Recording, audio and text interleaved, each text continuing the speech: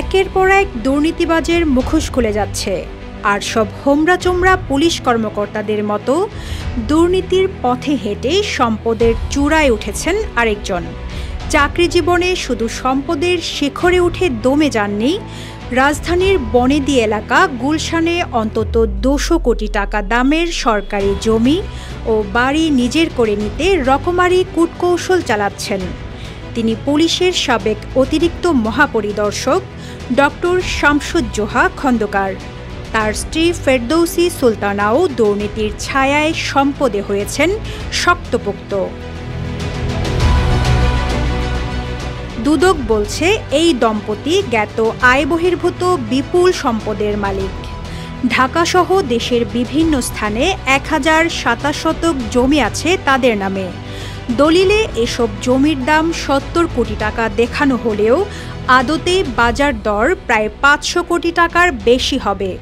গত ১৮ মার্চ আদালত তার এসব সম্পত্তি জব্দ করার আদেশ দেন।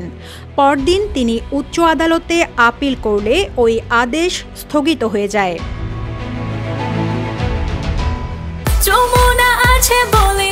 যমুনা রেফ্রিজারেটর, খাবার ফ্রেশ তো লাইফ জম্পেশ।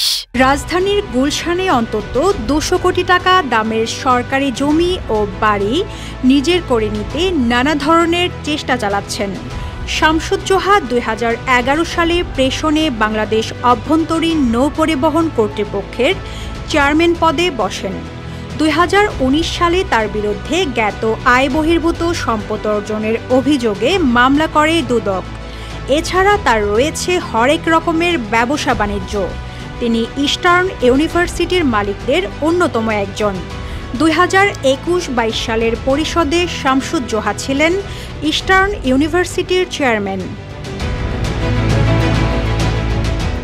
দুদকের তদন্তে শামসুজ্জোহার নামে রাজধানীর খিলক্ষেত ও ঢাকার নবাবগঞ্জে ৩৫টি দলিলে ৫৬৩ শতকের বেশি জমির খোঁজ পাওয়া গেছে। দলিলে তার স্থাবর সম্পদের দাম ৪০ কোটির মতো হলেও বর্তমান বাজার দর প্রায় ৩০০ কোটি টাকা। এর বাইরে তার একটি কৃষি খামার ও গ্রিন পার্ক রয়েছে। দলিলে এ দুটির দাম প্রায় ৪ কোটি টাকা। শামসুজ্জোহার স্ত্রী ফেরদৌসী সুলতানা খন্দকারের নামে রাজধানীর নিকুঞ্জে ৩ কাঠা, খিলক্ষেতে ২২ কাঠা, গুলশানের বিভিন্ন মৌজায় ৫৩ কাঠা জমির তথ্য পেয়েছে দুদক।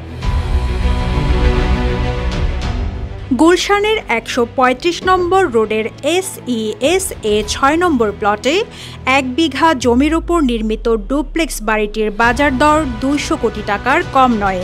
গেল ৮ বছর সেই সরকারি বাড়িটি অবৈধভাবে দখলে রেখেছেন এই শামসুজ্জোহা।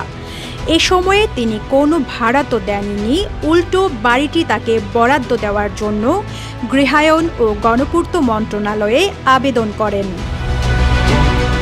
এ ব্যাপারে শামসুজ্জোহার কোনো বক্তব্য পাওয়া যায়নি। জানা গেছে তার এক মেয়ে ও ছোট ছেলে কানাডায় পড়াশোনা করে। বেনজির কাণ্ড নিয়ে আলোচনা সমালোচনা ওঠার পর পরিবার নিয়ে কানাডা বেড়াতে গেছেন শামসুজ্জোহা। রিজওয়ানা রিন্তি, ইত্তেফাক।